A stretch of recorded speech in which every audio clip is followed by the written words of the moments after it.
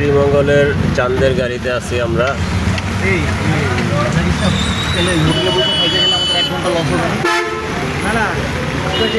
এই গাড়ির চারপাশে খোলা, বৃষ্টিতে ভিজতেই হবে, এটার কোনো অপশন নাই। আর হ্যাঁ, এখানে পর্দা ছিল হয়তো বা, কিন্তু তারা পর্দা ব্যবহার করে না।